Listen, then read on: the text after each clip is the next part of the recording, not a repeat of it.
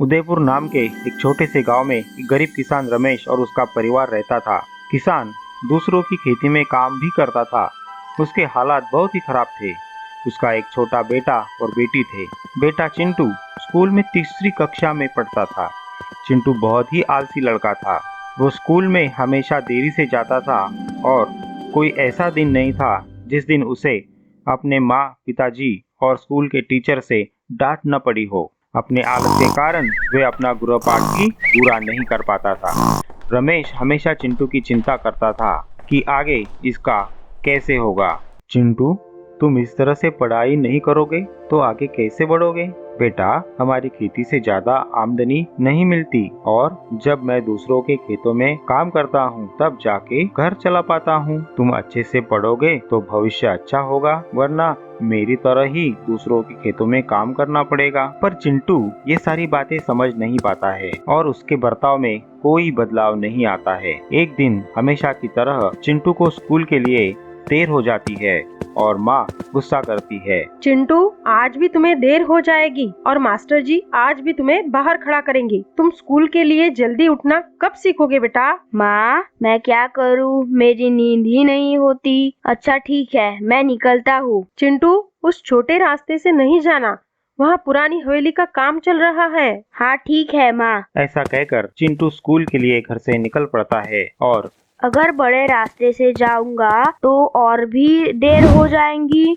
और मास्टर जी फिर से मुझे मुर्गा बना देंगे। ऐसा करता हूँ कि छोटे रास्ते से ही जाता हूँ। चिंटू पुरानी हवेली के पास से गुजरता है तो उसे एक गुड्डा दिखाई देता है। चिंटू अनदेखा करके चलने लगता है तो उसे एक आवाज सुनाई देती है। सुनो सुनो, रुक जाओ चिंटू, मेरी मदद करो। फिर जैसे ही चिंटू पीछे मुड़कर देखता है तो उसे गुड्डा दिखाई देता है। उसे अपनी आंखों पे विश्वास नहीं होता। नहीं, ये कोई छलावा है। कोई गुड्डा कैसे बात कर सकता है? चिंटू मेरी मदद करो, मेरा पैर पत्थर के नीचे फंस गया है, मुझे बाहर निकालो। कहीं मैं सपना तो नहीं देख रहा? मैं तुम्हारी मदद कर सकता हूँ, तुम्हें जल्दी स्कूल पहुँचा सकता हूँ, लेकिन पहले मुझे यहाँ से बाहर निकालो। चिंटू को गुड्डे पर तरस आता है और वो उसे बाहर निकालता है। क्या सचमुच तुम मुझे जल्दी स्कूल पहुँचा सकते हो? हाँ, क्यों नहीं, तुम अपनी आंखें बंद करो। पर खिलौनों को स्कूल ले जाना मना है। चिंता मत करो, मैं तुम्हारे सिवा किसी और को नहीं दिखूंगा। चिंटू आंखें बंद करता है और आंख खोलते ही स्कूल पहुंच जाता है। अरे वाह, ये तो बड़ा ही मजेदार है। अब मुझे देर नहीं होगी। सुनो, क्या तुम मेरा हिंदी का गृह कार्य पूरा कर सकते हो? वरना आज मुझे फिर से मुर्गा बनना पड़ेगा। ठीक है, अपनी आंखें बंद करो और जिसका गृहपाठ करना है उस नोटबुक को अपने हाथ में लो। अरे वाह, तुमने चुटकी में मेरा गृह कार्य पूरा कर दिया। आज चिंटू खुश था क्योंकि आज उसे मास्टर जी ने डांटा नहीं और उसे मुर्गा भी नहीं बनना पड़ा। चिंटू घर आता है, अपना स्कूल बैग, अपना खाने का डिब्बा और स्कूल के कपड़े इधर उधर डाल देता है और सो जाता है। माँ घर आकर देखती है और फिर से उसे डांटती है। पता नहीं कब सुधरेगा ये लड़का। चिंटू, उठ जाओ और अपना गृह कार्य पूरा करो, वरना मैं बाहर खेलने नहीं जाने दूंगी। पर चिंटू पर इस बात का कोई असर नहीं होता और वो फिर से सो जाता है। सुनो चिंटू की माँ, आज रात मुझे जीवनलाल सेठ के खेत में बाजरे की रखवाली करने जाना है ताकि कोई उसे चुरा कर न ले जाए। क्या तुम्हारे साथ और कोई नहीं है? नहीं, आज मुझे अकेले ही जाना पड़ेगा। तुम ऐसा करो, चटनी रोटी बांध दो, मैं वहीं खा लूंगा। चिंटू उठा नहीं अब तक, अब ये पढ़ाई कब करेगा? देखो ना, मैं कब से उसे जगाने की कोशिश कर रही हूँ पर उठने का नाम ही नहीं ले रहा। पता नहीं कब सुधरेगा ये लड़का। अच्छा ठीक है, मैं निकलता हूँ, वरना अंधेरा हो जाएगा तो रास्ता दिखना मुश्किल हो जाएगा। अपना और बच्चों का ख्याल रखना। रमेश जीवनलाल के खेत में पहुँचता है, वहाँ रोटी खा लेता है और ठंडी के कारण एक जगह बैठ जाता है। इधर चिंटू उठता है, अपना स्कूल बैग खोलकर देखता है तो उसमें गुड्डा होता है। फिर उसके साथ थोड़ी देर खेलता है और अपनी बहन के साथ भी थोड़ी देर खेलता है। भैया, मुझे भी गुड्डे के साथ खेलने दो ना। इधर रमेश को थकान की वजह से नींद लग जाती है और रात में कुछ गधे आकर बाजरा खाने लगते हैं। रमेश इतनी गहरी नींद में होता है कि उसे पता ही नहीं चलता। गुड्डा, चिंटू उठ जाओ, जल्दी उठो, देखो गधे सारा बाजरा खा जाएंगे। क्या हुआ?